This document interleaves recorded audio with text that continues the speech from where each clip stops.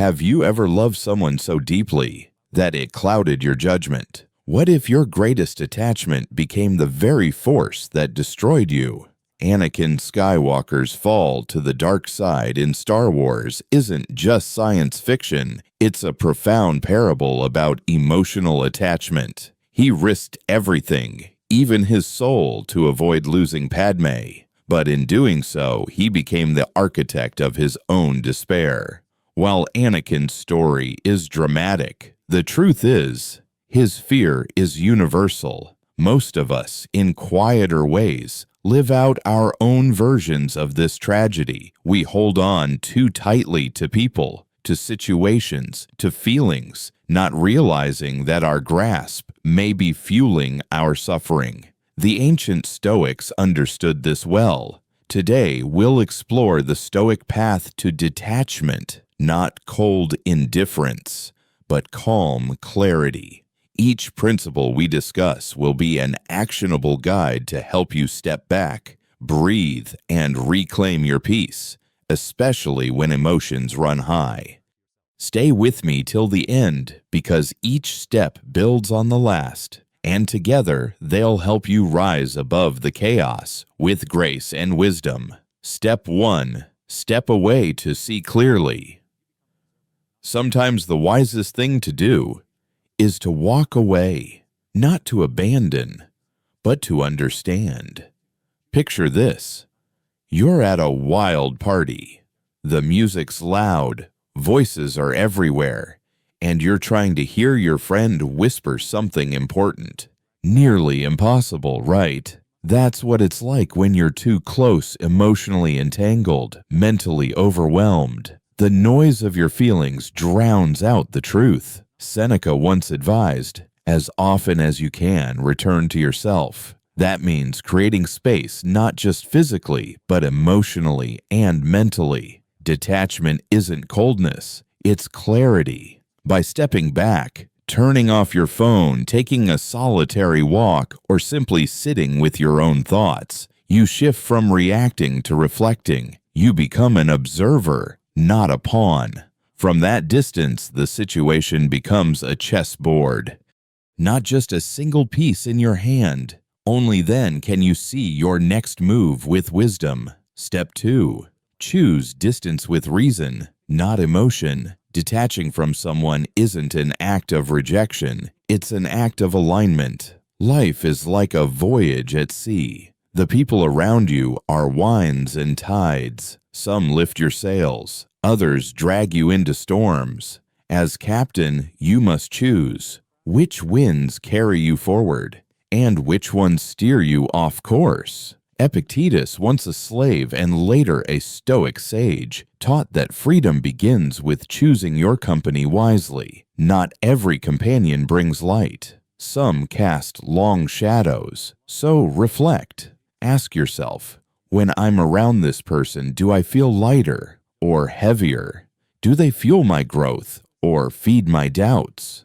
Detachment isn't withdrawal, it's realignment. It's choosing peace over drama, stillness over storms, truth over attachment. And that choice, made with rational clarity, is the first act of inner freedom.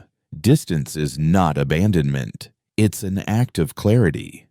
It's the conscious decision to protect your peace, not punish someone else. The Stoics never asked us to become emotionless statues. They asked us to live wisely, with warmth and discernment. So ask yourself, does this person add to your life like a soothing harmony, or disrupt your rhythm like a jarring, out-of-place note? Epictetus once said, "We are not disturbed by what happens, but by our thoughts about what happens." So the real question isn't just about what someone does, it's how we perceive their presence in our lives. Do they nurture your growth, like fertile soil to a tree? Or are they a footnote, distracting you from your life's true narrative? Choosing distance doesn't make you cold. It makes you intentional. You're crafting a life you'll be proud to tell stories about, and each person in that life should be a deliberate,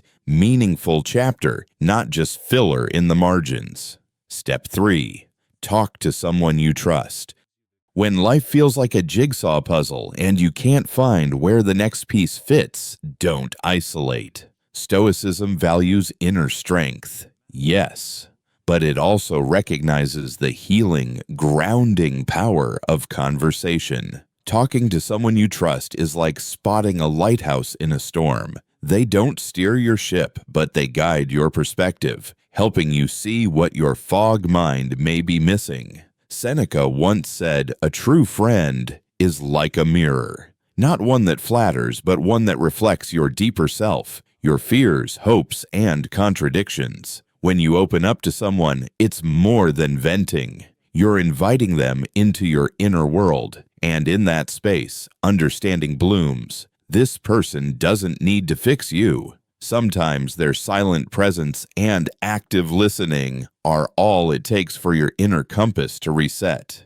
Choose wisely. Your confidant should reflect the values you aspire to. They become your anchor knot to hold you back, but to keep you grounded. Because here's the paradox. Sometimes you need connection in order to let go. Sometimes it's the strength of others that gives you the courage to release what no longer serves you. Step 4. Set emotional boundaries. Imagine your emotions as the sea and you, the sailor. Storms will come. That's life. But will you let the waves carry you wherever they please? Or will you learn to navigate with intention? Stoicism teaches not emotional suppression, but emotional mastery. You are allowed to feel deeply, but not to be swept away. Like Epictetus advised, your job is not to change the external waves, it's to master your internal helm. Love, anger, grief. These are natural, but unbound emotion becomes chaos. So draw the line. Know when to pause. Know when to breathe. Set limits not to numb your heart, but to honor your peace. Because your life deserves direction, not just reaction. Remember, emotions are not your enemies. They're signals, warnings, reminders that you're alive. But just like fire, they must be contained, not extinguished. Left unchecked, emotions can burn bridges, cloud judgment, and lead you down roads you never meant to take. Mastery doesn't mean becoming numb. It means becoming aware. It means knowing when to feel fully and when to take a breath before you speak, act, or decide. And in this pause, in this space between feeling and reacting, lies your power, your peace, your freedom. Emotional mastery begins not by denying your feelings, but by knowing how to sit with them, without letting them drive your life. Epictetus once taught, "We are not disturbed by things, but by the view we take of them." That sentence is your gatekeeper. It reminds us that emotions knock, but they don't have to own the house. Picture your mind as a home. Anger shows up. It knocks. You open the door, greet it, maybe offer a chair. But you don't let it take over the kitchen, the living room, the entire space. You acknowledge it. Then you decide where it belongs. That's the art of setting emotional boundaries. It's not suppression, it's stewardship. Here's a simple method. Give yourself a window of time to feel. I'll let myself feel frustrated until the next hour. And after that, I return to clarity. You're not denying the storm, you're choosing when to step back out with calm. Think of it like walking a tightrope. You're aware of the height. You feel the danger, but your eyes stay focused on balance, on purpose. This is moderation. This is strength, like adding just enough fire to cook, not burn. Step 5. Consider the impact before you distance. Before you make a decision to step away, pause. Not every exit is an escape. Sometimes it's a step toward growth.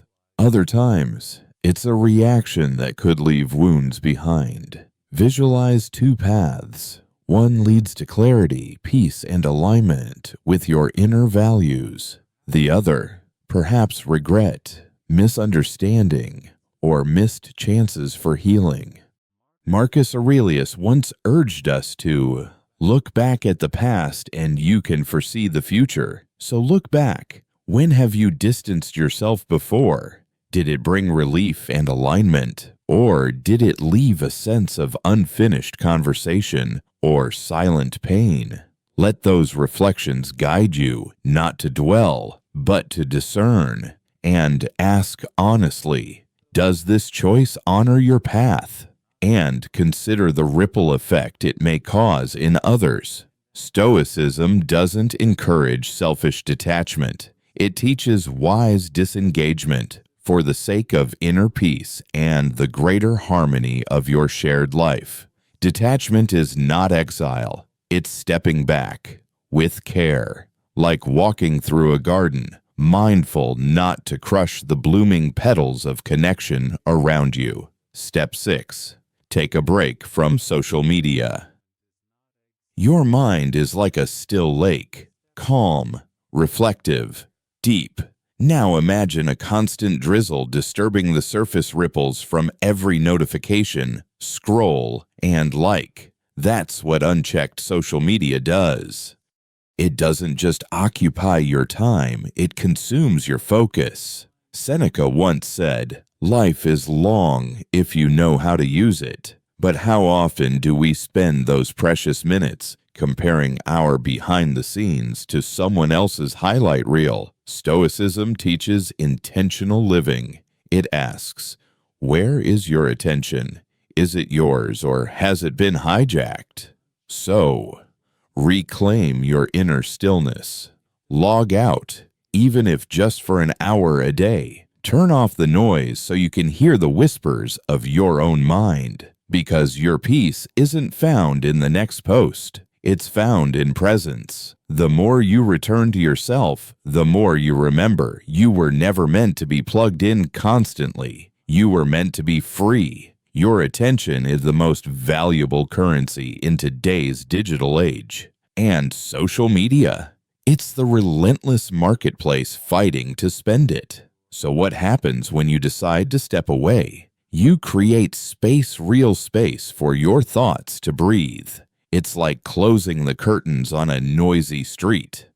The world doesn't disappear, but for a moment, it's not your problem. You're inside, calm, present, in your own sanctuary. This isn't escapism, it's clarity. It's not about running from the world, but returning to yourself. Seneca would remind us that life feels long if we use it wisely. And what better use than investing your time in what enriches you? Read, reflect, walk under trees.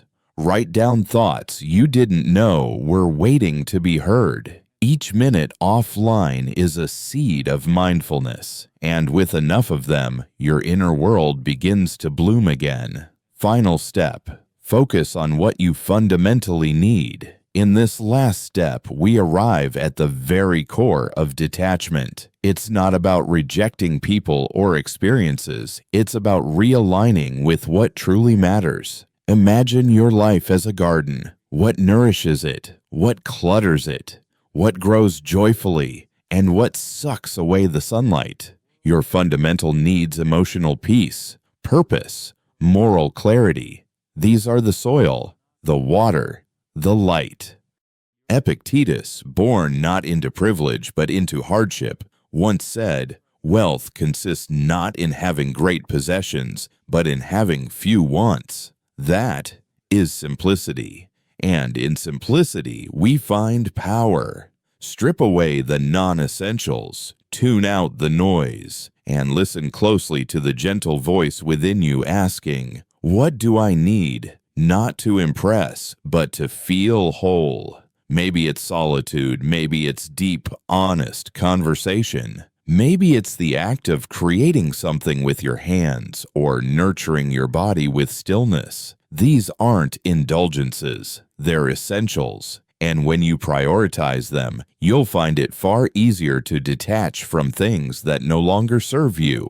People, places, situations. You don't push them away with force. You simply realize they don't fit anymore in the life you're shaping with care. Detachment, then, is not abandonment. It's discernment, a quiet, steady commitment to clarity. It's a daily practice, not a one-time fix. Revisit your needs often. Realign. Recenter. Let this be your compass through the chaos of modern life. And so, as we conclude this journey through Stoic detachment, let's remember, step back, not to escape, but to see clearly. Set emotional limits, not to suppress, but to protect. Choose relationships, not out of fear, but alignment. Reflect on the consequences, not to delay, but to decide wisely. And in every moment return to what grounds you, because in this returning, you find peace. Stoicism doesn't ask you to live without feeling. It asks you to feel with intention, to live not on autopilot, but with purpose, not to run from connection, but to choose it with wisdom. So, what step resonated with you most today? Which one are you ready to try? Let us know in the comments. And if this video brought you even a drop of insight, click that like button, subscribe for more, and share it with someone who may need this calm in their storm. We'll see you again soon with more lessons from the ancients to help you live more wisely today.